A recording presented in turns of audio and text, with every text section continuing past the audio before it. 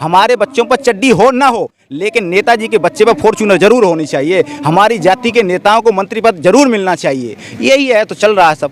यहाँ सबसे बड़ा चेहरा उत्तर प्रदेश का अभी फिलहाल 2022 के चुनाव के बाद स्वामी प्रसाद मौर्य कौन थे? सामाजिक न्याय की योद्धा कहने लगे लोग। सामाजिक न्याय की लड़ाई लड़ रहे हैं स्वामी प्रसाद मौर्य जी। उन्होंने पार्टी का आगाज कर दिया। मैं ये पूछ रहा हूँ, एक छत के नीचे रहने वाला व्यक्ति, एक थाली में खाना खाने वाला बाप बेटी, और सामाजिक लड़ाई की लड़ाई, बाप सामाजिक न्याय की लड़ाई लड़ रहे हैं और बेटी कहाँ लड़ रही हैं? मोदी, योगी और आरएसएस मोहन भागवत जी का फोटो लगाए हुए अपने कार्यालय में। तो मेरी इस समझ में नहीं आता है कि जनता को बेवकूफ़ कौन बना रहा है? इस देश के तमाम और चंद और दलाल नेता, ये बात समझ लीजिए। मैं ऐसे नेताओं को बिल्कुल ही समर्थन नहीं करता हूँ। मेरा 2022 का स्टेटमेंट देख लेना आप। मैंने तब भी कहा था, अखिलेश यादव को चेतावनी दी थी कि कभी भी ऐसे लोग कभी भी सामाजिक न्याय की लड़ाइयों को नहीं लड़ेंगे। ये अपने अपने फ़ायदे के लिए आते हैं और चले जाते हैं। आज वही हुआ, सबके सामने है। अगर ऐसा है तो मुझे लगता है कि संघमित्रा मौर्य को पिताजी के साथ ही भाजपा से और इस्तीफा दे देना चाहिए। यानी मलाई चाटते हो आप लोग, आप सांसदी का पूरा फ़ायदा ले रही हैं। ये सीधा सा प्रश्न है। भारतीय जनता पार्टी 30 से लेकर 40% यानी आधे से कम आबादी का वोट ले करके वो सरकार में चली जाती है। सत्ता लेना सबके अपने टेक्निक की बात है। यहीं पर जो 50% से ज़्यादा लोग हैं जो भारतीय जनता पार्टी को फूंकती आंख नहीं देखना चाहते हैं, वो लोग यूनाइट क्यों नहीं हो पा रहे हैं? जैसे आपको लगा कि ईवीएम गलत है तो आप धरने पे आकर के बैठ गए, तो क्या वो जो तमाम नेतृत्व वाले हैं, जो तमाम टुकड़ों में इस आबादी का नेतृत्व करते हैं, या उनका नेतृत्व गलत है?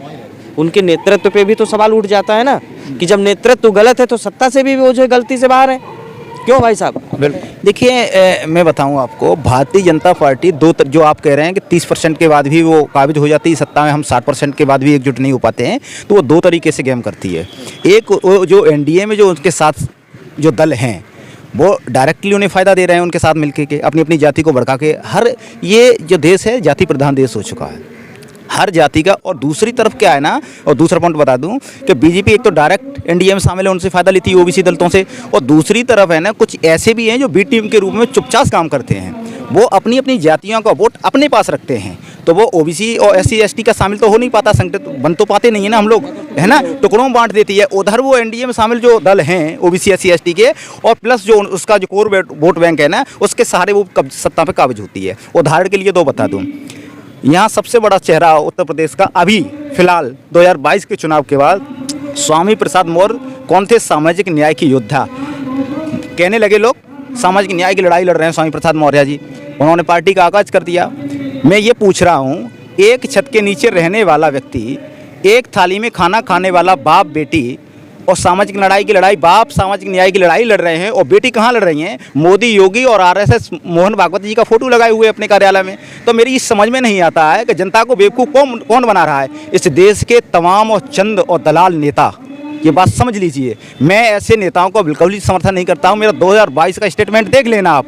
मैंने तब भी कहा था, अखिलेश यादव को चेतावनी दी थी कि कभी भी ऐसे लोग कभी भी सामाजिक न्याय की लड़ाइयों को नहीं लड़ेंगे। ये अपने अपने फ़ायदे के लिए आते हैं और चले जाते हैं। आज वही हुआ, सबके सामने है।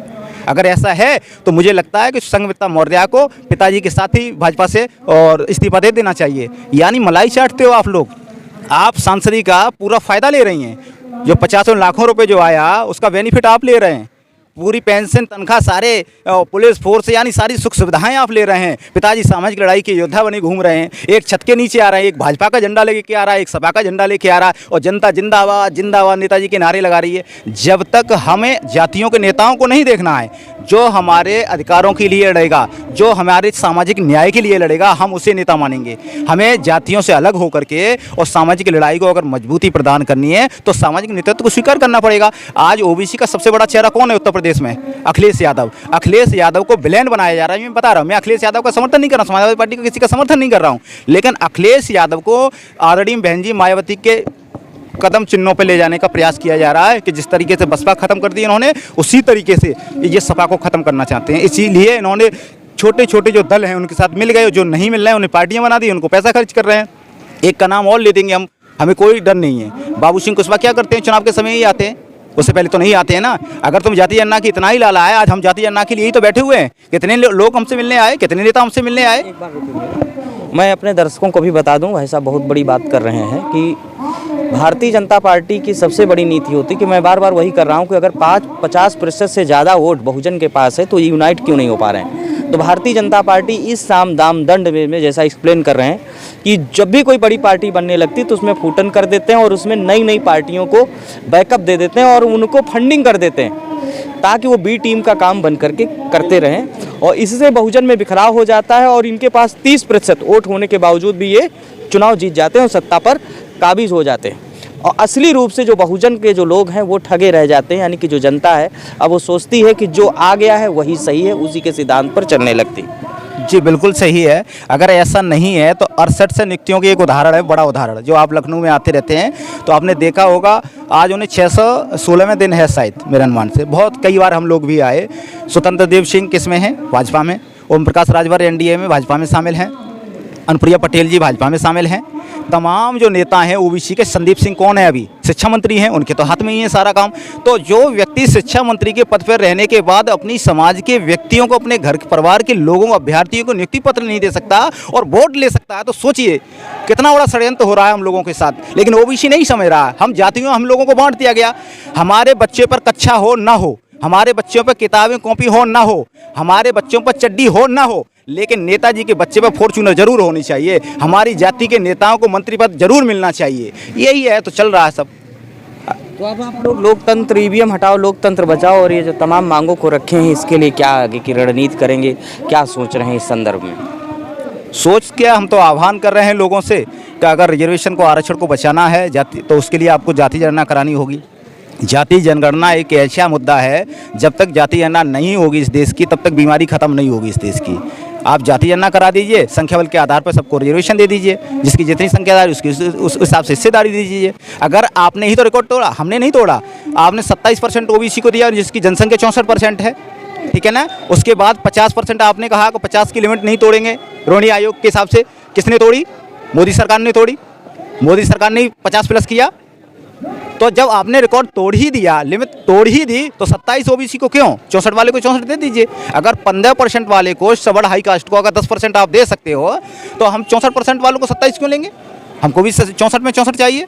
अगर आपकी 15% आबादी, आप 15 ले लीजिए। अगर दलितों की 25% आबादी, उन्हें 25 दे दीजिए। यानी संख्या बल के आधार पर रिजर्वेशन की सारी, प्राइवेट हो या सरकारी, सभी संस्थानों में हमको सड़क से लेकर संसद तक हमें हमारी हिस्सेदारी चाहिए, वो भी संख्या बल के अनुपात में।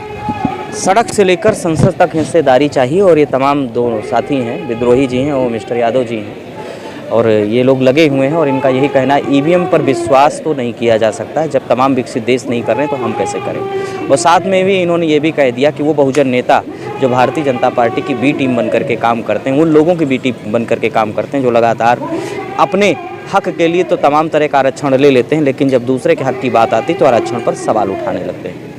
अब आप लोग कितना जागरूक हो सकते हैं, इनकी बातों से कितना सहमत है, आप ज़रूर कमेंट करके बताइए। और तब तक हमारे साथ बने रहिए और देखते रहिए, फिर हम एक नए मुद्दे के साथ आपके सामने पेश होंगे। तब तक के लिए नमस्कार। मैं हूं पवन शर्मा और हमारे साथ देखते रहिए नेशनल आवाज़।